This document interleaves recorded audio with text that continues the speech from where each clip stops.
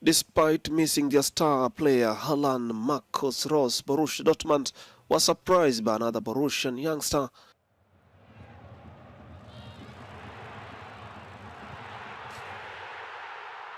The 37th minute only goal by the Swiss midfielder of Congolese-South Sudanese origin, Denis Zakaria, helped the German side secure a narrow win.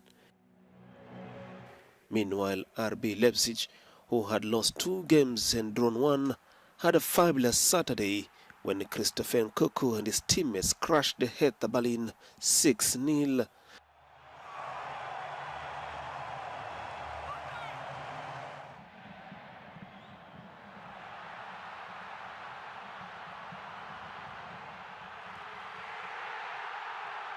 The French international was in all the right form and mood when he opened the score by taking advantage of a pass from Yusuf Poulsen before returning the favor a few minutes later. Another French of Congolese binational Nodi Bekele also made a score.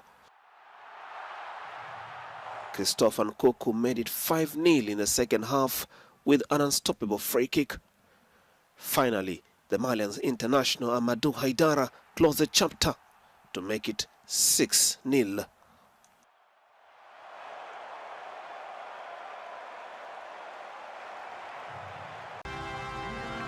Ethiopia's Guye Adola and Gotiom Gebreselassie won the men's and women's Berlin marathons on Sunday, but compatriot Kenenisa Bekele, a 2-time former winner, had to settle for third in the men's race as he failed in his bid to break the world record.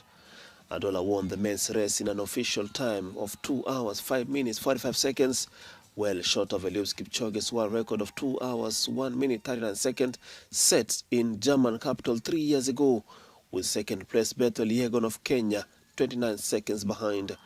Bekele, who is a 2016 and 2019 winner in Berlin, had been attempting to break his personal best when he came within 2 agonizing seconds of Kipchoge's record 2 years ago. Hundreds of protesters took to the streets of Tunisian capital on Sunday, demanding the country's constitution to be respected and parliament reinstated. Some of those participating in the protests were lawmakers from the Islamist party in Enda. According to Jamila here, an Enda party lawmaker, the constitution of the Second Republic must be respected. Today we went out carrying the flag of Tunisia and the constitution of the Second Republic, which most of the Tunisian people voted for. There is no way to speak on behalf of the Tunisian people. This is a constitution of an elected constituent assembly, and all Tunisian people participated in writing it. President Kais Said's recent decrees bolstered the already near total power he granted himself 2 months ago. I politely ask Kais Said to reconsider the decisions he made. Let him return to the polls and to legitimacy. The Assembly of Representatives is the source of our legitimacy. If we take it away, chaos will take place. No to absolute power, no to overthrowing the Constitution, no to violating freedoms, no to overthrowing constitutional oversight body of laws. Our freedoms are on a red line. We want to divide the powers. Dozens of Said supporters held a counter-protest but were separated by security barriers. On Saturday, more than 100 Enda officials announced their resignation to protest the choices of the movement's leadership. Hundreds of Nigerians took part in the burials of victims of a jihadist attack on Saturday. At least 8 soldiers were killed and several others missing after being ambushed by IS-affiliated jihadists in a violence-wrecked northeast Borno state.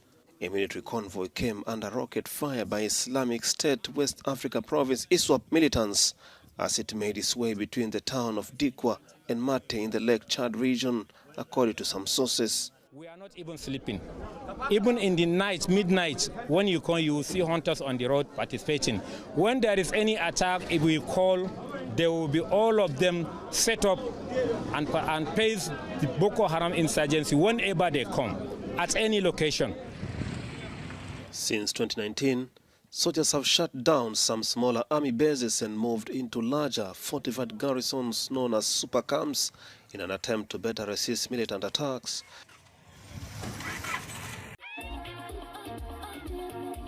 Dozens of LGBTI South Africans celebrated Pride on Saturday in the historic Black Township of Soweto and the end of an especially harsh coronavirus third wave for their community. The pandemic amplified challenges faced by this group in the country by forcing them to stay at home with families or communities that didn't always accept their identity. We started organizing Soweto Pride because we needed to create a safe space, especially for Black lesbians.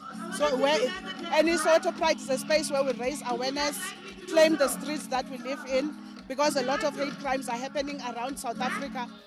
Among the LGBTI are the transgenders, who in most cases fear of discrimination and even at times assault has pushed them away from the public eye. They now use such events to express their liberty. The reality on the ground is that we are Africans, and for them, same-sex marriage or same-sex relationship is very taboo.